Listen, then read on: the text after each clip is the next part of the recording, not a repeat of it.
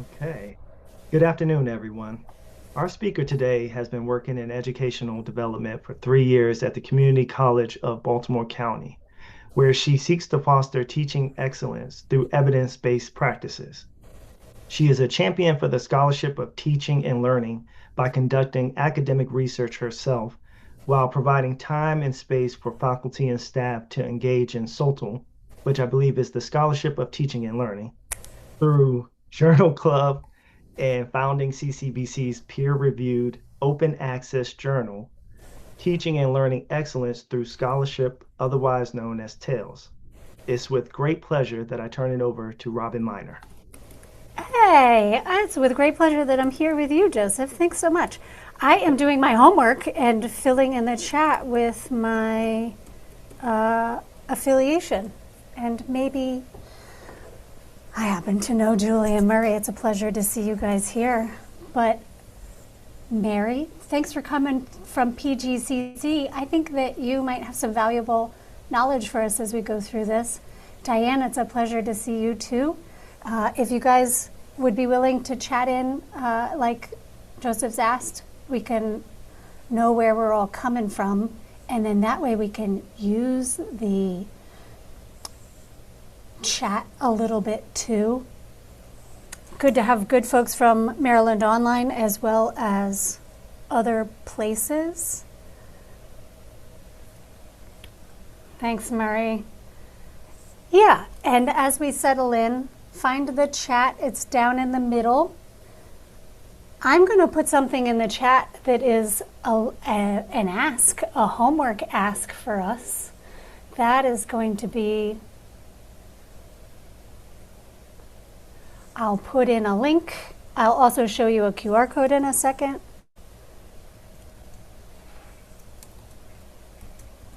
Please answer 5 questions. We'll use them.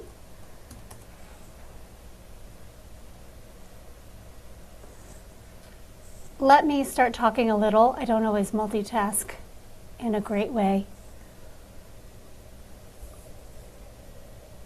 I'm grateful to have you here. I aim to end this 3 minutes early so that we can go about the rest of our days. CCBC is just back from spring break. If that's your case too, I hope you had a wonderful, nice spring break. I put in the chat the link at the bottom. That is for a short form, Microsoft form with 5 questions. And then I've also have a QR code here if you prefer to do it that way. This session is entitled, Where's the Data? We're gonna make some data right now. I would ask to collect data from y'all. And it won't take you long. Most of it's kind of yes, no, easy stuff. But if you would, go to that link or go to the QR code, same place, and answer 5 questions. And we'll look at data together that we take from each other. It's anonymous, but it'll be interesting to see what we've got.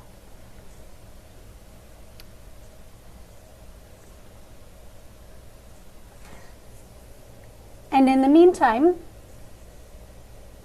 while you're working on that link that's in the chat or using the QR code to answer some questions.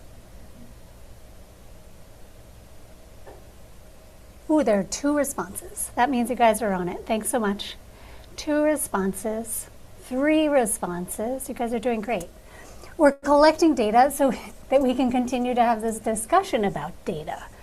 We are meeting today. I'm Robin Miner. I'm at the Community College of Baltimore County, fresh off of spring break. So that means like it's been 1 million years since I've done my job. I might have forgotten it all in the meantime.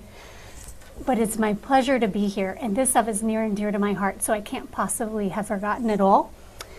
What I told Maryland Online I wanted to talk about was how we can access and contribute to the data on teaching excellence. And Maryland Online is specifically about teaching excellence in the online environment. So I'm going to focus on that angle, but really it's as broad as education. So I'm interested in enabling you through 3 ways that I know of to be more engaged with the scholarly literature, And that's what we're going to do today, and hopefully have some fun while we do it. Thanks, I've got 8 responses. This is going to be great.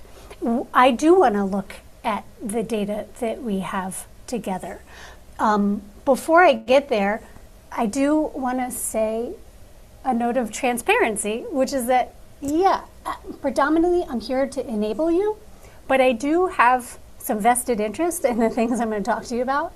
I am really interested in helping you to engage with scholarly literature, and I'm going to focus on 3 areas today. One of them doesn't particularly directly involve me, but 2 will. So let me just go ahead and say that, but I'm going to say it the whole time anyways. The 3 ways that I'm going to do it, and I'll put it in the chat actually, because then it serves as sort of the agenda for our session today. Number 1 is I'm going to encourage you to engage with the scholarly literature through researching, sorry, I erased my 1, researching and reading through databases. 1, just put it in the chat. 2, and this is where I start getting vested, I'm going to encourage you to read with me in a journal club and discuss articles related to teaching and learning. Not putting that in, but everything that I'm talking about today is scholarly literature related to teaching and learning. Finally, I'm going to encourage you to share your educational insights by publishing, so that then your insights are now part of the discussion about teaching and learning in the scholarly literature. I don't run any databases, so I'm not personally invested in number 1. I run a journal club, so I'm personally invested in number 2. However, if you wanted to start a private journal club, I would love to chat you up about what I do and enable you to go off and do that on your own.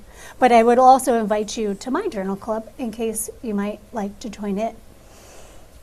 I don't earn any money from it other than my regular salary, so it's not really a private enterprise. It's a professional one. I think it's good for all of us.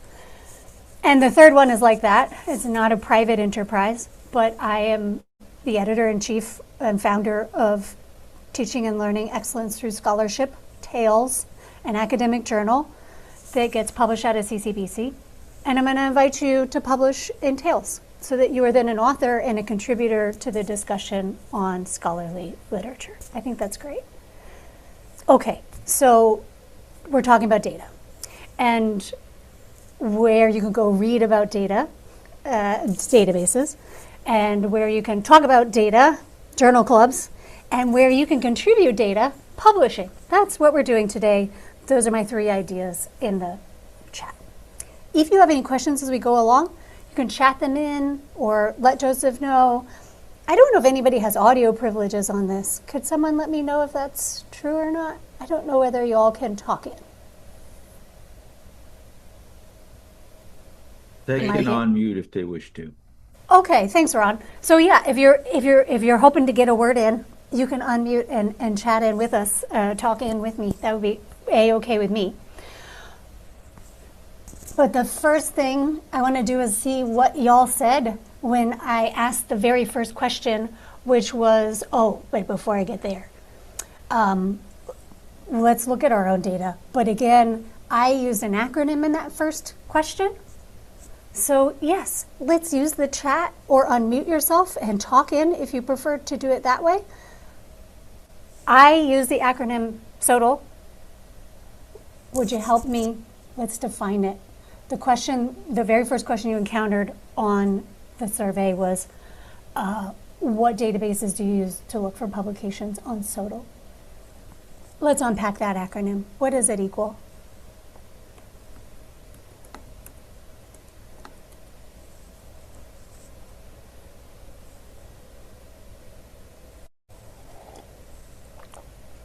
Somebody ought to listen. Sure out of time for listening, learning. School of Teaching and Learning. Yeah, right? S is for school. Good idea, Murray. Murray's warm. Julie nailed it. Scholarship of Teaching and Learning. And Murray, it took me a while to get my head around it because from my background, honestly, scholarship just meant to me like money that you would apply for so that you could take a class for free or something. Scholarship meant an award, a monetary award. Scholarship actually can also mean basically research. So, yeah, research. So in this case, we can translate scholarship of teaching and learning to like research on teaching and learning. I probably would prefer just go ahead and do that because people would probably really quickly get the idea. So let's look at what we said we do for our databases, and that is, back to questions. Oh, here we are. Oh yeah, we typed them in. Oh goodness. Aha! Well, anonymous number 1, I'm glad that we answered your question, what is SOTL? There you go. EdTech is an idea. I actually don't use EdTech. I should look more. You go to your library site. That's great. College, university databases. I wonder if that means library too. Don't use them. And then yes, and library. Ann Sleeman works for CCBC's library, and the library search function is excellent and is probably the best way to do the search that I'm going to do, but I'm going to do it the dirty way, which is not through the library. And then 6 is my hero, JSTOR, Eric. Thanks. Google is legit. A Google literature search, Google Scholar is like the specific version of Google that you can use, like Google Maps or Google something else. I don't know. I use Google Maps a lot. I use Google Scholar sometimes. I use regular Google a lot. Google News maybe once in a while. But Eric's a real thing. So some databases. Thank you for this. You got us exactly where I wanted to be. So if we were going to type databases here, I don't choose to X out and whatever. We had ideas for JSTOR. We had an idea for, I forgot the first one already. And Eric, go through your college's library to open your access to more things. Somebody said Eric, and I'm going to do that. I'm going to go to Eric, which is a database specific for literature on education. And I'll put this in the chat because I think it's valuable for you.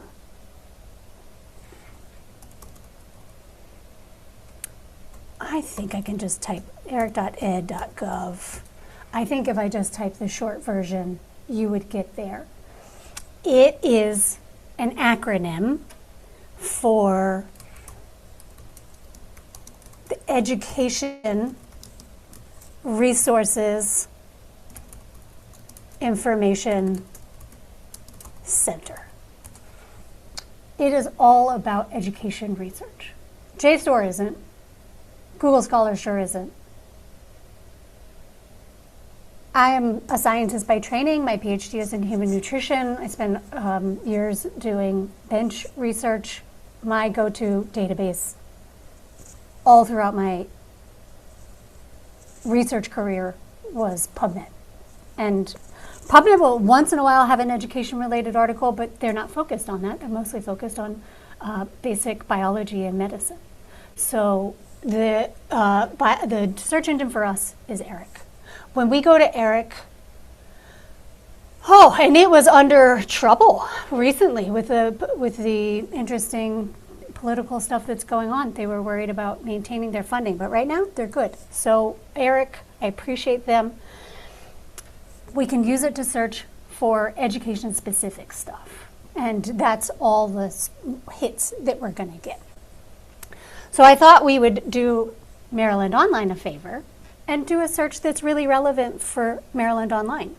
And that would be thinking about what Maryland Online is and represents. I need to get this out of my way. There we go. Maryland Online. Welcome, friends. I saw a PG. That's super. There's a lot of us from CCBC. I don't know if I saw anybody else in the house, because maybe we didn't all say where we're from. But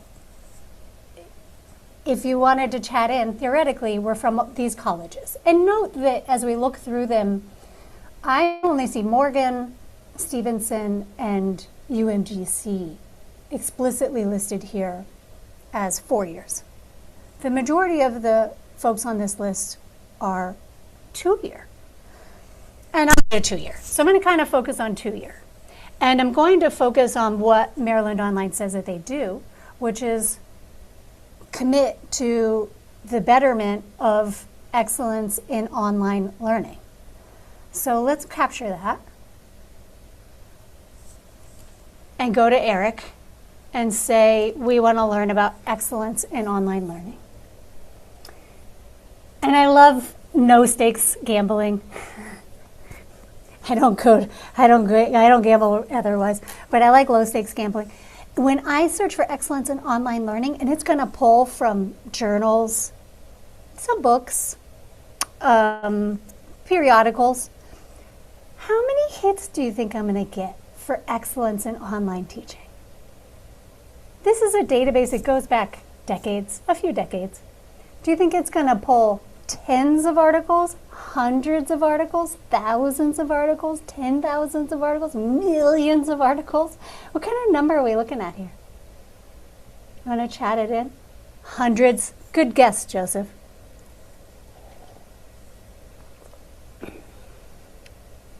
If we had done this search 10 years ago, I think it would have been a lot different.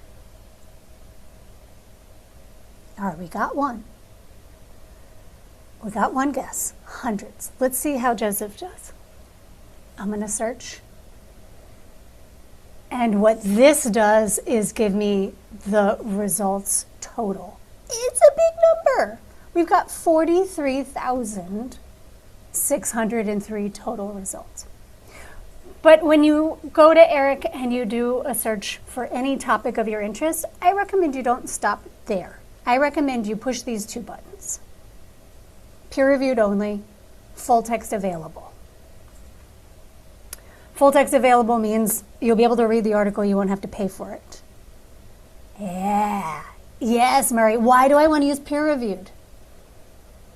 Murray's chatting in.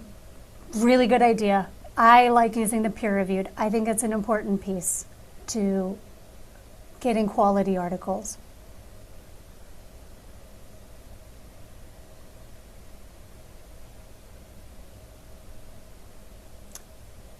Murray says it, so that you know that the articles that you reach are ones that somebody else looked at with hopefully a blind eye and did some vetting of their work to help it to be its best form for publication, or to maybe spot inconsistencies. It means that an article should be stronger and better. It's been, sort of peer edited, if you will, rather than just somebody wrote it and stuck it online. There's a lot of stuff just being self-published these days, and there's space for that. But when you're interested in research, you like it, you feel better when you know that it's been evaluated by somebody else. So when I push these and I research, usually in research, you do a lot of things over. There's a lot of This number's going to go down. What do you think? Half? Less than half? Think it in your mind. Let's watch. From 43,000, 20K. Yeah, that's an optimist. A quarter. It went from like 43,000 to 11,000. So you've really cut some out. And yes, you certainly can. Eric makes it easy. I'm reading in the chat about looking for stuff that's more recent. I don't know. I think there's still some, maybe in education. You know, in basic science, we used to sometimes try to go back and cite the like OG of something, like basic biology, like the original instance. But I don't know. I don't know. But for online learning, as technology advances, you maybe do want to stick in more current articles because it's talking about technology of the day is relevant. This is going to sort by year and time. Like these are going to be the most recent up top. So an easy feature, I don't tend to select out the older ones because it's just going to erase ones 18 pages in that I'm never going to get to anyways. The first articles will be the newer articles. So I kind of don't worry about the time so much. But you know what I worry about? Not worry. It's not the thing. But I teach it at CC. I like looking to see what's published in the community college sphere. Okay, keep your mind on this. We've got 11,000 results now. I'm going to go down. So there's a lot of ways you can slice if you're interested in certain things. A lot of ways you can slice. Author, kind of thing, kind of publication. I'm going to go to education level, and I'm going to select 2-year colleges. Do you see what happened to the number? It went down by a tenfold factor. It went down from it went down by like 100-fold factor. It went down from 11,000 to 100. 108 articles going back 20 years say they're coming out of CCs. Say they're coming out of 2-year colleges. This is where I get on my little vested horse, okay? And so, again, I have a horse in this game. Tails is indexed in ERIC. It took us 3 years to get there. You had to publish and publish and publish and then be invited. You don't knock and ask ERIC to be indexed in this database. You get asked. And that was the highlight of my editorial career. I couldn't believe it. I felt famous, or I felt like Tails had gotten famous. So yes, Eric wants to index a lot of things, and it finds a boutique journal like Teaching and Learning Excellence Through Scholarship, published out of the Community College of Baltimore County. It found us. So they have a wide reach. I think if they can find Tails in a corner of Maryland, they're finding a lot of educational journals. And for as wide-reaching as Eric is, they've only got 108 tagged articles that reference two-year or community colleges at all about research on excellence in online learning. And so it's like, oh, I'm not going to try to sell you Tails exactly. I am, but I am interested in you publishing for you. I'm going to tell you about other outlets in the state of Maryland, and I think many outlets are good for you. I'm trying to publish an article. I can't publish in Tails. I'm trying to publish with the Community College Journal of Research and Practice because, you know, the editor can't publish in her journal. So I'm interested in you publishing just period to like add to this dialogue and discourse because there's not enough. There's not enough coming from the community college. And this is a highlight. So I had done this when I knew I was doing this talk, and I had a great moment because I was like, oh, okay, this is fun. I just looked through a few, teaching honors online, okay, supporting learning online during COVID-19. CCRC means a lot to me. That's a good outfit. That would be a good article to read. Developing confidence, a bunch of people. And then I didn't even get through the first page, and I got excited. I know Dana. Some of you all might know Dana. Dana's at one of the CCs propped up on the Maryland Online membership list. Does anyone know where Dana's at?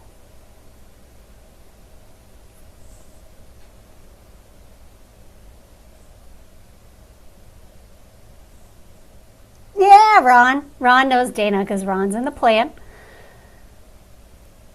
Dana's at Cecil. So you can search your article if you want. I just put it in the chat. That's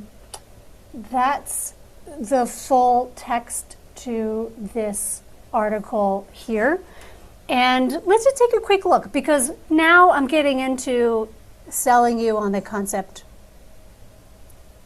of journal club, which actually I should do formally before we do take a look at it. We're already at 2:30.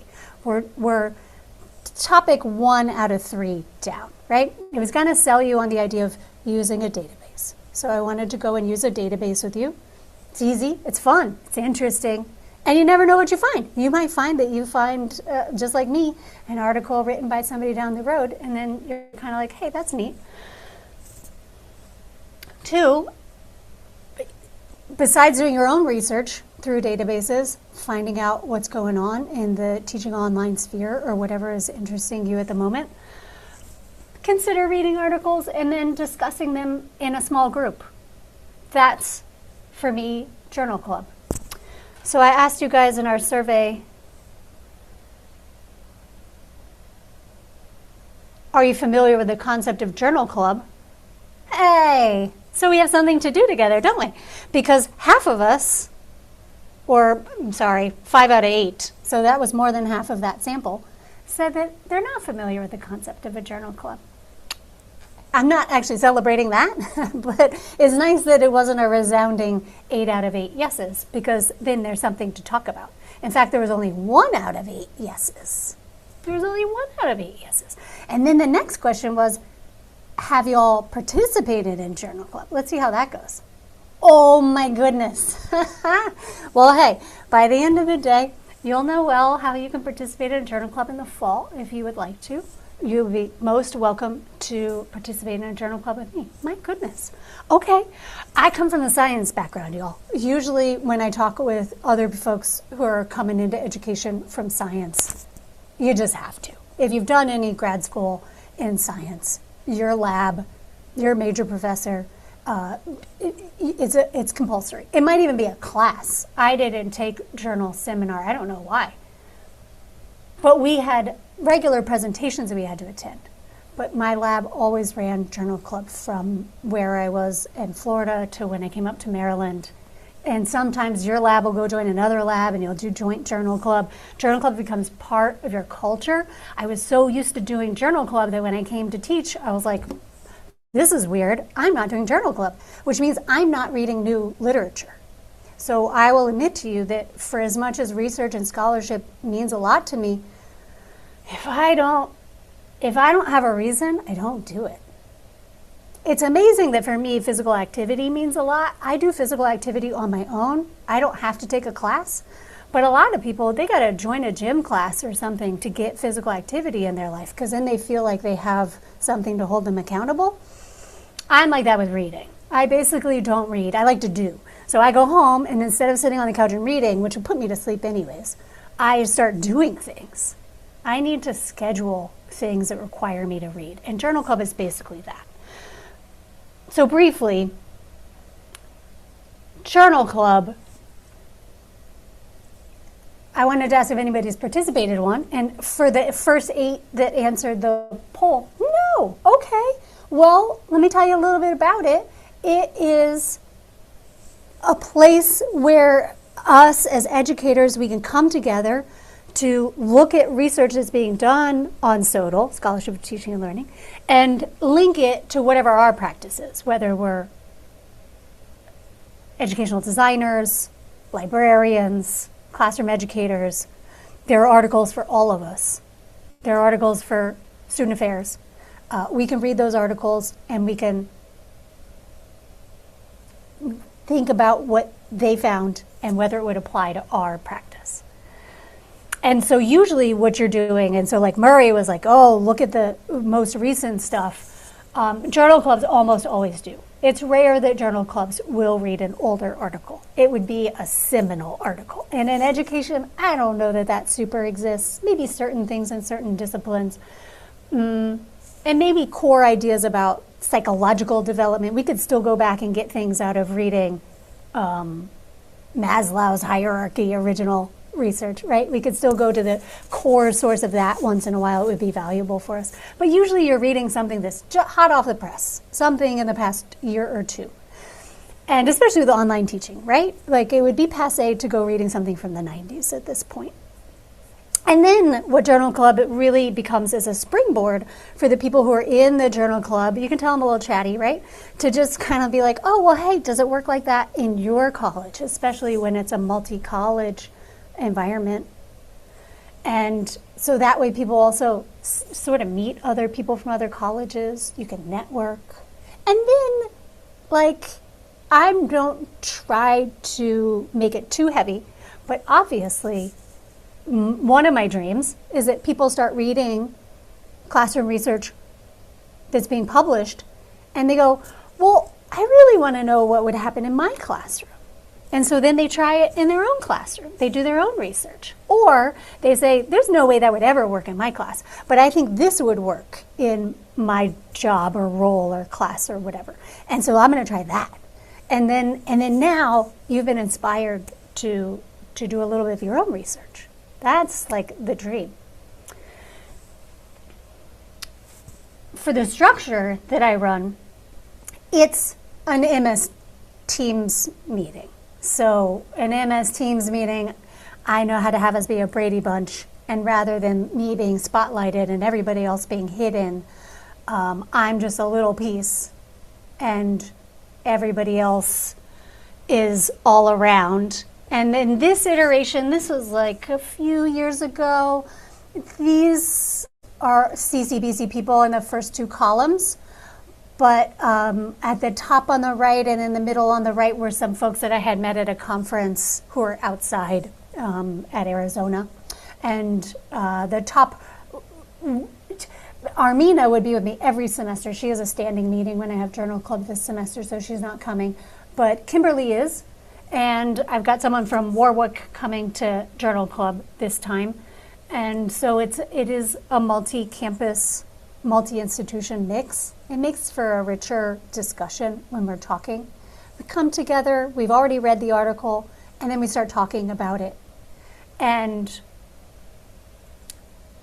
I usually do some legwork to help to curate some articles. I go into Eric, do some searching, bring in some articles, and then we vote on what we want to read from a larger selection that we won't have time to get through.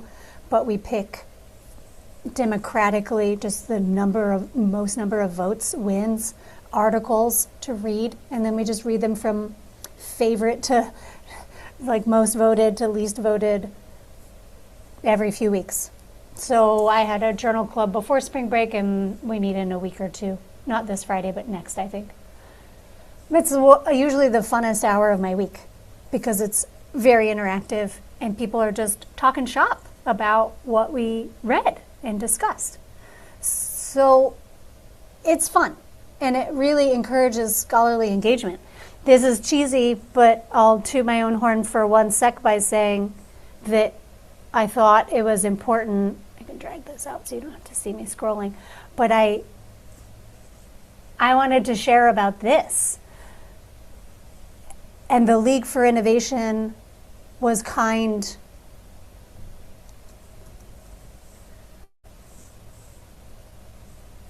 to allow me, well, we submitted it, they reviewed it, but we published about Journal Club in the innovation spotlight sort of journal that the League for Innovation runs, and talked about Journal Club and the impressions that people had from it.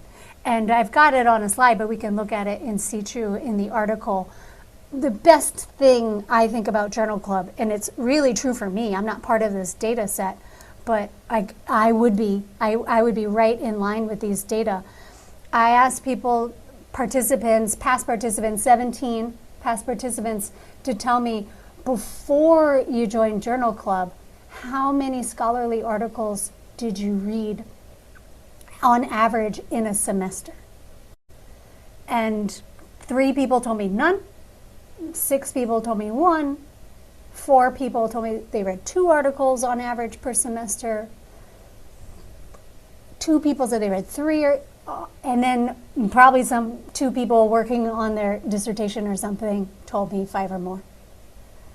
And so these were the same people, and I said, then while you were a participant in Journal Club, how many articles were you reading that semester? And this is good because we would have read 3, 4, or 5 articles together, and people mostly read them. And so what you see is a shift in, I don't find time for reading scholarship when I'm not in Journal Club. And then when I'm in Journal Club, I do read. And so I think that's powerful. And I will run Journal Club again and again and again. My dream is to see somebody at another college say, oh, I'll take this and I'll start running an iteration out of my school, because you probably know how to advertise to your school better than I know how to advertise my school. And then there could be a larger network of journal clubs that like mixes. And of course, they pick their own articles, but that way we have communities where people from, I'm fine with 4 years and CCs are talking shop across the state to each other while they're reading about best practices in online learning or any, I'm education open.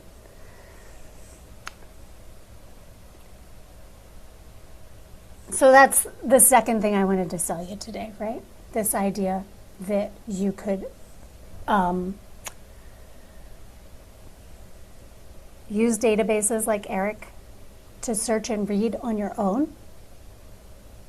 I champion that, but my data show, my life shows, and my guess is that you don't find time to do it a lot. And so then I wanted to sell you on the idea of joining me for a journal club. Oh, and then so this is a little less fun because of the way the environment is here. I wanted to model journal club. I can't in this environment where I'm spotlighted and you're hidden and you have to unmute yourself. It's not like that in the journal club that I run. You come in and you're right there next to everybody else, and what we do is just chat. And we have had the article already and we've looked at things together, and then we just start talking like, hey, can you believe XYZ? So I can't really mimic that for you here, even though I'd like to, but I popped Dana's article into the chat. You might take a look at it sometime. But I did think when I was looking through her article, she was profiling students who have learning disabilities. That was in the title, and then she ends up students with disabilities. And she ends up calling them SWDs, students with disabilities. And there wasn't a huge sample size. She gives a generic title to the college, but I guess it's her college. In the end, the data set is sometimes 15, sometimes 10. I'm not sure why sometimes a handful of students are excluded, but it's not a huge data set. And she asks a series of questions and then presents data about the results. And this one is a little too dense to unpack together. But there were others that were less dense and I think is interesting. This is 10 of these students with disabilities talking about what kind of resources are useful to them when they're in the online environment. So they're not coming to face-to-face class, they're in the online environment. And I don't know, if I was in Journal Club, I would ask anybody if our feelings get hurt when there's slightly more preference for YouTube videos than actual instructor videos. And then for as much as people talk about podcasts, from the students that were surveyed, podcasts, either students weren't sure what they thought about podcasts, the gray, 2 of them, or just didn't even give it a try, and that was 7. So I don't know about you, but I do listen to podcasts. In fact, I probably listen to more podcasts than I watch YouTube videos. I'm just not a YouTube video person. I think I'm an anomaly there, but I'm not. And I might go posting podcasts for my students thinking that they're going to think they're the bee's knees and the podcasts are going to be the go-to thing for students. This would suggest to me that maybe I should ask my student population first. And when I read the details about the student population, it was entirely Caucasian. It's mostly female. It may or may not be this. It can't be the same population as in your school. So it's worth thinking about your particular population. Maybe this is a particular group that just does not dig podcasts, but it would make me go, oh, I might not use podcasts. And then this one kind of made me sad. This is asking how aware are these students about accessibility services? And I think it's got to be the 10 because this adds up to, well, I'm not sure, but because they're all even numbers. And it's really split, half and half. So there's this right side where students are either aware or very aware about disability services. And then there's this other half that's either not aware at all or like kind of barely aware. I'd be curious to know, in the researcher's mind or the student's mind, is which one is more aware, moderately or slightly? Those are kind of similar to me. So anyways, that's something to like not take for granted, that a lot of students, maybe about half of your students, maybe, if this is representative of your students, aren't even aware of certain services that are available to them. So that's the kind of stuff we do in Journal Club, is not necessarily look through the article together like I'm doing here, but that's because this is a modified environment. But I would come to Journal Club and be like, hey, did anybody notice that when they talked about the awareness of accessibility services, that it was like half and half students had no idea or little idea, and then half students were clued in? And like, what do you think about that? Do you think it's the same for your students? And then people would say, oh yeah, no, I have learned it the hard way that my students don't know. A lot of my students don't know either. So then it just spurs a little bit of a conversation, and especially thinking about what we do. I like it. Okay, so Journal Club, I think it's great. I think it's enriching. I think usually we get more out of the articles that we read by hearing what other people thought about parts of it. And it normalizes the practice of talking about research, classroom research, and what that's like. And I also think it demystifies it, because you'll go, wow, okay, this person surveyed 10 students, or surveyed more, and then ended up deciding that 10 was the appropriate number to represent in their data set. And you start to see how you could do that too, and you feel enabled. So I like that. I've told you I'm trying to sell you on two things. Reading on your own, reading with others. You don't read with others, but reading and then discussing with others. And then the third one. Are we playing along? Do you remember where we go next? The big step. Asking if you'll consider, when you do have insights, and you do, you have insights every semester. You have data every semester because you track your grades. You have to turn your grades in for your job. Some of us have to turn attendance in, at least at certain points. You've got data.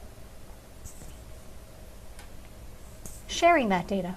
And sharing that data by publishing it. So I asked here, because I do want to be open-minded about it. I'm a big fan of publishing, and I am not going to tell you that you need to publish in Tails. Yeah, so the third thing, and of course I am going to tell you about Tails, but I want to look at our data that we collected. I think we're down to the final class question here.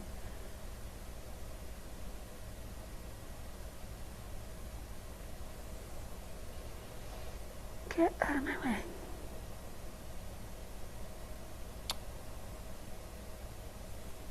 Hey. I'm delighted that 2 of us have published. Would either of the 2 of you, these are anonymous, be willing to put in the link to your article or book or whatever it is that you published? That'd be amazing. Share with us what you have published. That would be super amazing. So 2 of us have published, and most of us haven't. And then I asked what Maryland community colleges have journals that you can publish in. And remember, there were 8 of us, and this was a select all that apply. So I think maybe we didn't play this as a select all that apply. I'm not sure. There are 2 community colleges, CCs, in Maryland that publish journals. And CCBC is only one of them. So I'm going to talk to you a lot about CCBC's journal. But I need y'all to tell me, oh, somebody got it right. And I think I know why, because I think they're at that college. I forget who it was, but I was delighted to see that we have a participant here from PG, and that was Mary. Mary, what's your journal? Not your journal, PG's journal.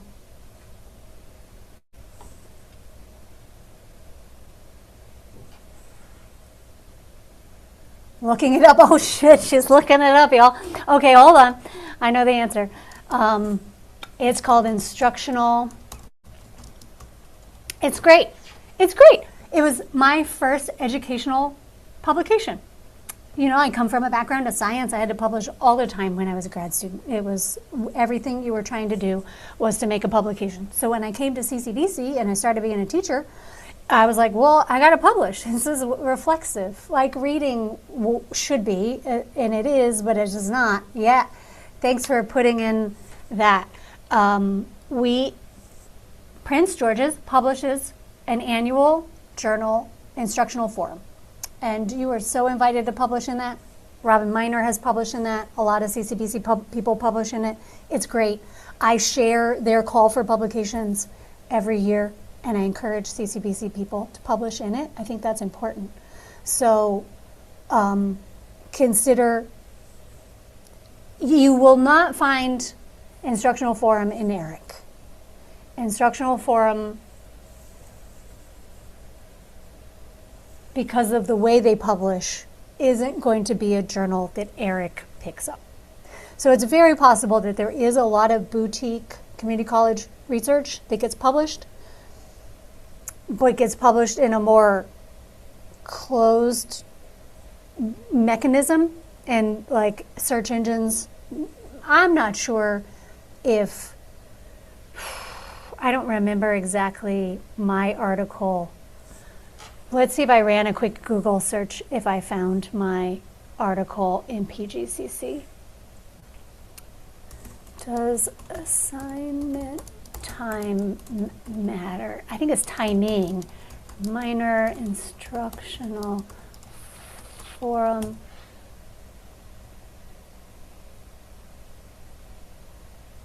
It didn't find me there. Yeah, I think that it's going to be hard to find that stuff. This is one reason Tails made certain choices at its inception to publish through a journal hosting site that we pay for, so that it could be indexed in places rather than be a PDF held on somebody's website. But it's a great local journal, and I think you might consider publishing in it.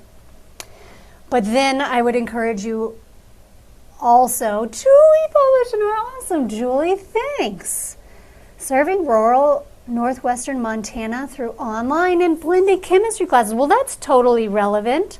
We would run that in a journal club in a heartbeat. Did you see this, y'all? It's something relevant to exactly what we're here about. And that's really great. Is it open access? Maybe it depends on our institution. Yeah, unfortunately, it's not open access, so. Hit a paywall. Yeah. Cool. this is nice. We have authors among us, and you can be too. How do you publish in Tails? Well, you don't need to know about Tails. I'm proud of it. Oh, it's not 4, it's 5. It's 5. I think I only updated the last slide because I was so excited. I was like, oh my God, we're at 5. Yeah, so we've been publishing since 2021, and 2025 was our 5th issue. I got articles for 2026 already, so we're going to have a 6th. I'm real proud about that. And we are indexing ERIC. I applied and got indexed before then in the Directory of Open Access Journals, DOAJ. All the articles in Tails will always be open access every day because we pay a hosting service for that. It's not that expensive. It's wonderful that we can do that. And then, Google Scholar is good. It picks up articles that we publish, and probably others too. So consider sharing.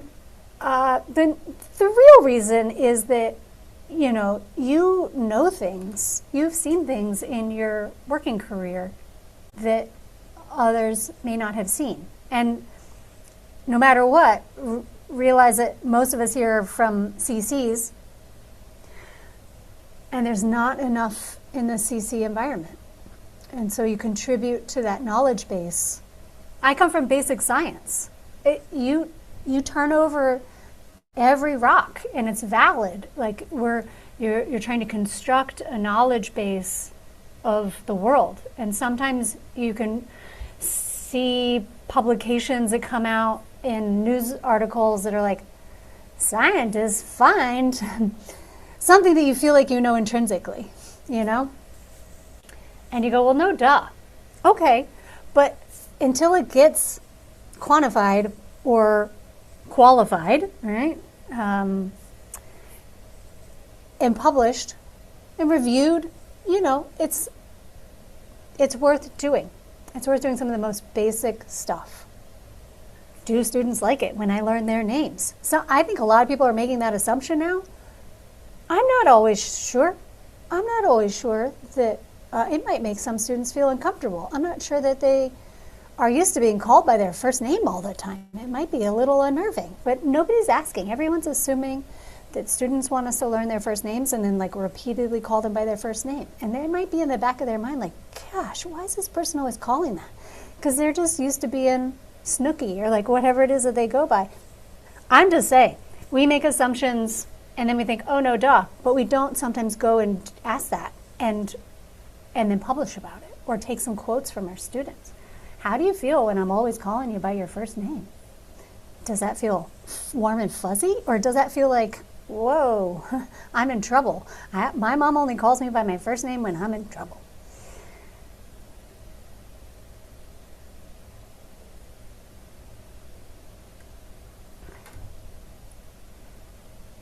And it's good for your career to publish, of course. So that's a nice bit.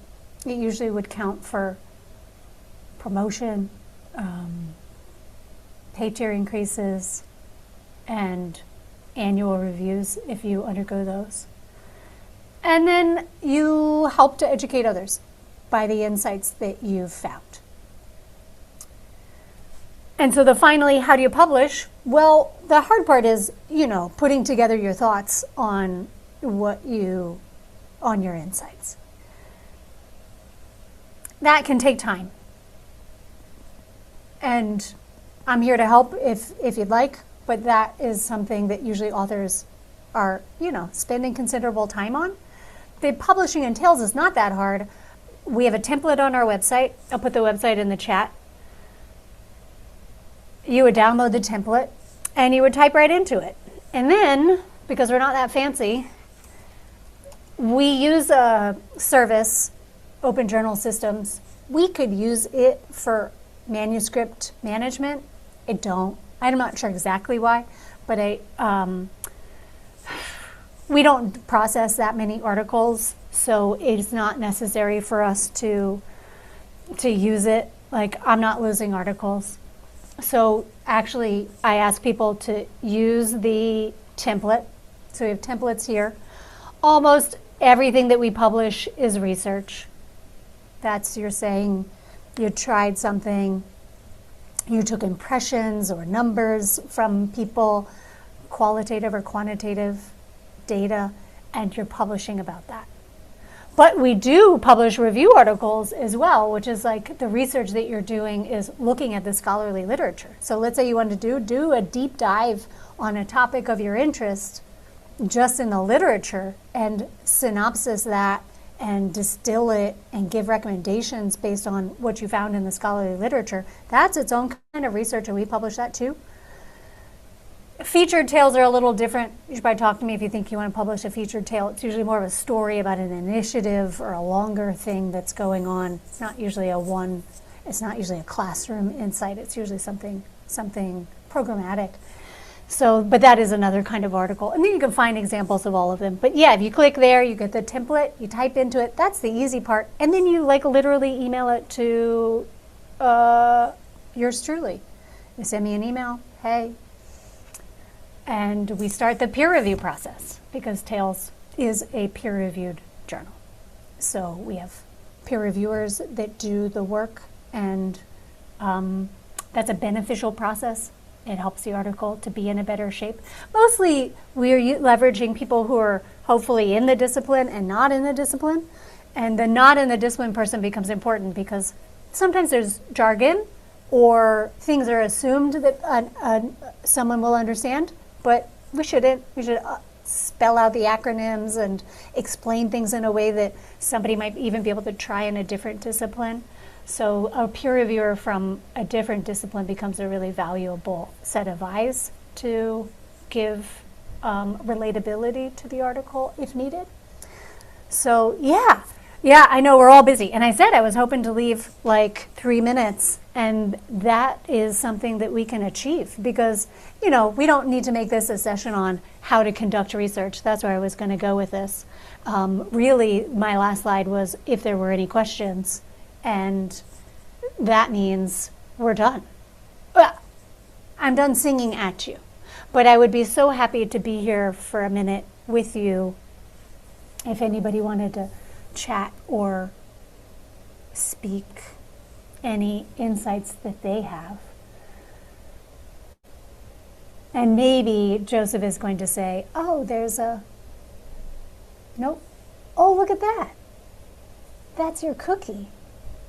That's your cookie for having come and been a good participant. Thank you. There you go. Thank you so much for joining us this afternoon, everyone. A round of applause for our speaker, Robin Miner. Thank you so much. Sure. Please feel free to ask any questions. I think we'll be here for a couple of minutes if you want to put it in the chat or unmute yourself or come off camera. Yep. Yeah, you guys would be so welcome. And I can, I think it's a little overkill-y, but I'll do it.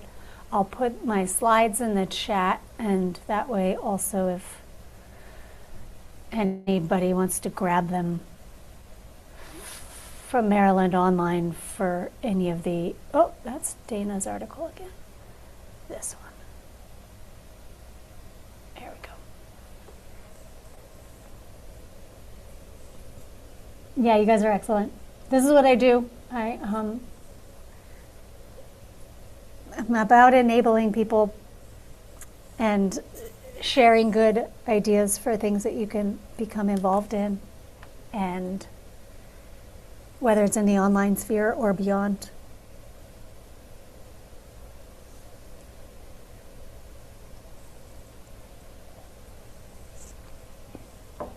Ron, do you all have a trove of past webinars that people can access online?